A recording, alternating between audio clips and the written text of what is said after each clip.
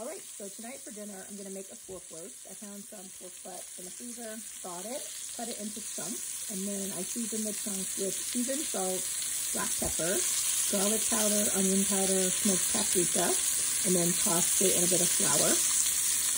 Turned on the pan, got it warm, added in some olive oil and about a tablespoon of bacon grease that I had left over in the fridge. So once they just brown on each side, not cooked through, I'll toss in all the vegetables. I cut up what I had, basically, some carrot, some potato. I'm going to throw in some ginger just for fun, and it was going off. I don't really like celery, but I'm going to put in these 2 stalks whole like this so I can easily fish them out.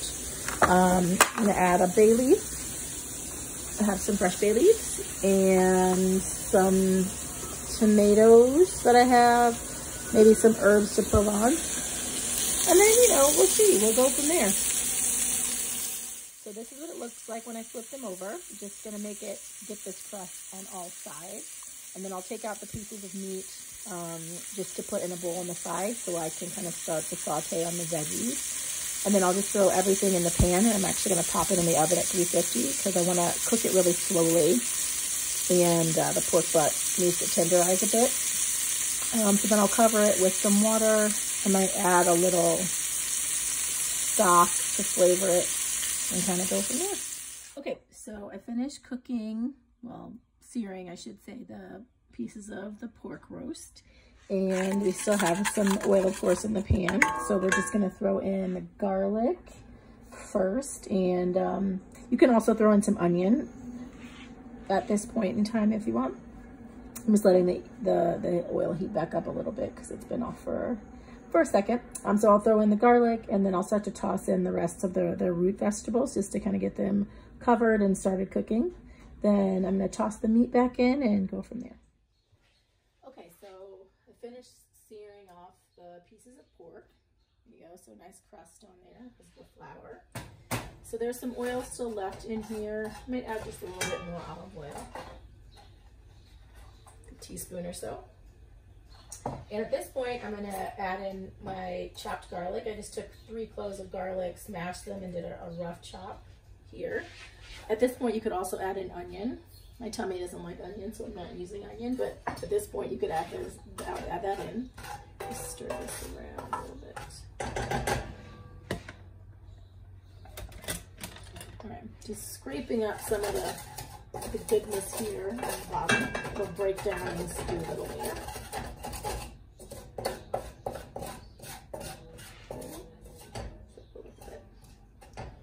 Be careful not to let the garlic burn. If you have the onion in here with the garlic, that's going to be less likely to happen. Grab a little bit of butter.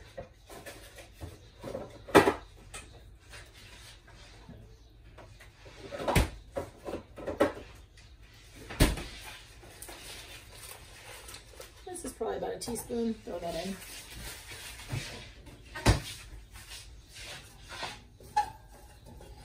I'm going to add about a teaspoon or so of tomato paste as well.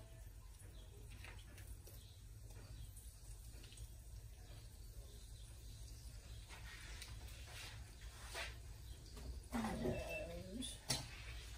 get some water going on the kettle.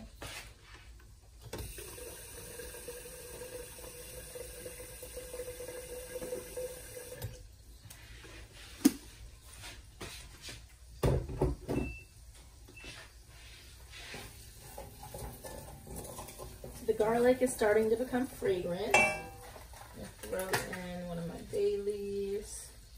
Actually, I'll throw in 2 bay leaves. These are rinse.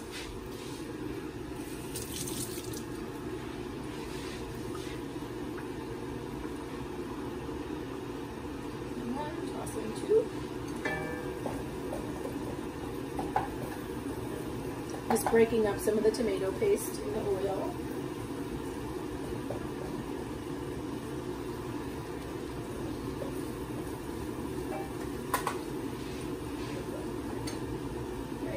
Start adding in my vegetables. I also added in some peppers. So we have potato, carrot, I had some bell pepper, a bit of ginger, and a couple of celery stalks. Just toss that in.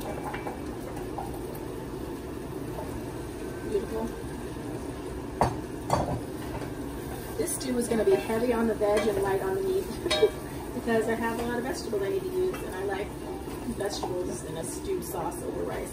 I also made some brown rice to have with it once everything is said and done. So I'm just tossing the vegetables now in that olive oil tomato mixture.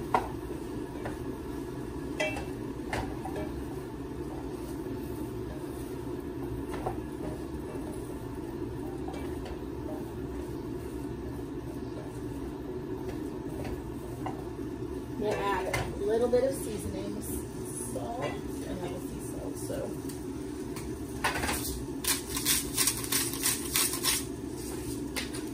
Sea salt. Seasoned salt. And some pepper.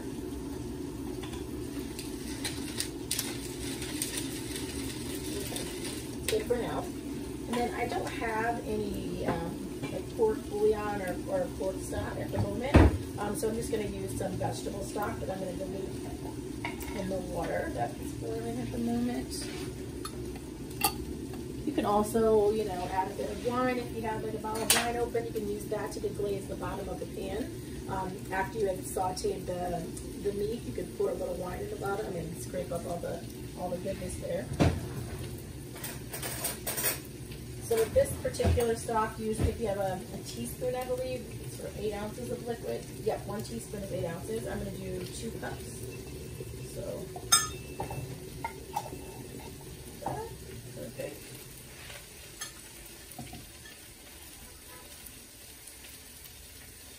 Just let that get dissolved in there.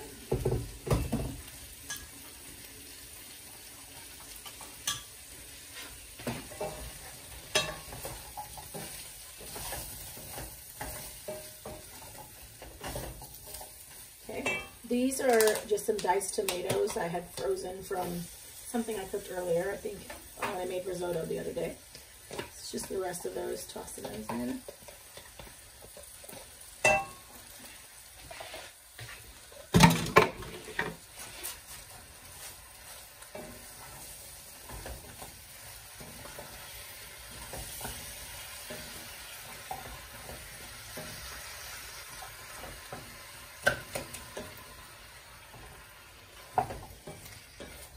Great. That looks good. Make sure this is all dissolved. And give it a taste. That's good. All right. So I'll toss back in the pieces of meat. These will all break down once the stew's cooked. Seriously, let me show you my meat to vegetable ratio. It's kind of ridiculous. So, you know, do according to what you like. If you want more meat, obviously put more meat, less veg, but I'm happy with this. All right. So let's leave that on top. We add in our stock. And I just want enough stock to kind of just cover the meat and vegetables. Looks like I might need 1 more cup, which is fine. So I'll cook down and thicken up, pushing the pieces of meat under. Add 1 more cup of the stock. Love better than bouillon, it's great.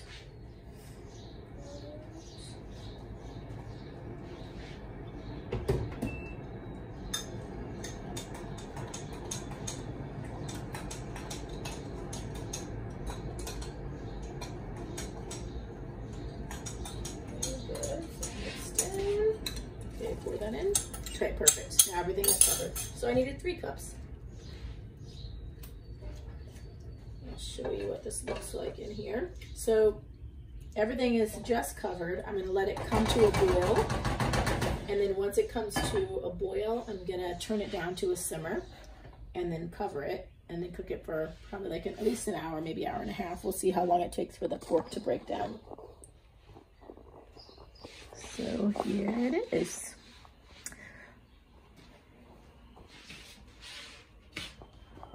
All right, we'll just wait for it to come to a boil and put a lid on it and go do something else for a bit. Okay, so the stew is starting to come to a boil, right? You see the little bubbles. So this pan happens to be safe to take from stovetop to oven. So I'm actually gonna cover this, pop it in the oven. It's on 350, and I'll check in on it in about 45 minutes or so and see if the pork is breaking down.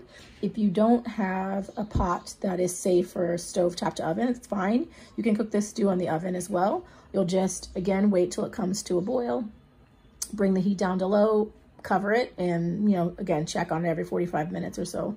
With the amount of meat I have in here, I expect this will be done in an hour and a half. And I cut the pieces of pork into big chunks to kind of help assist with it falling apart. If you just had the big hunk of pork roast or beef roast just sitting in there, obviously it would take a bit longer for it to break down. So cut it into chunks, season those chunks, put a bit of flour on them, sear them in the pan, kind of get them started, and go from there. Okay, so it's been about 45 minutes. I'm just gonna take a peek and see what this is looking at.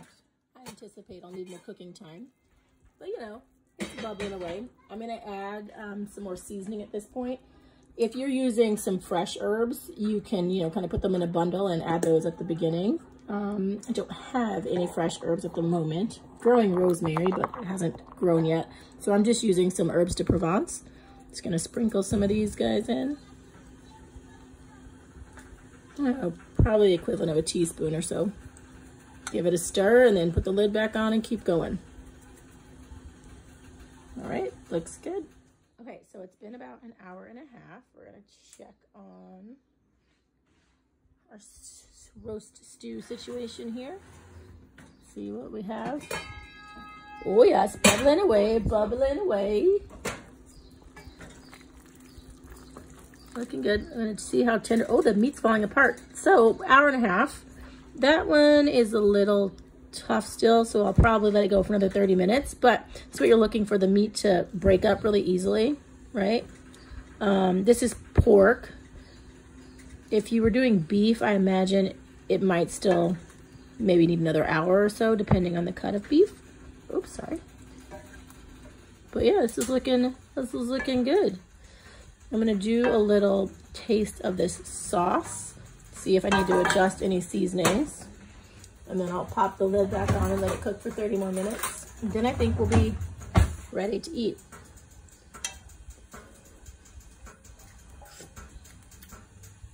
That's good.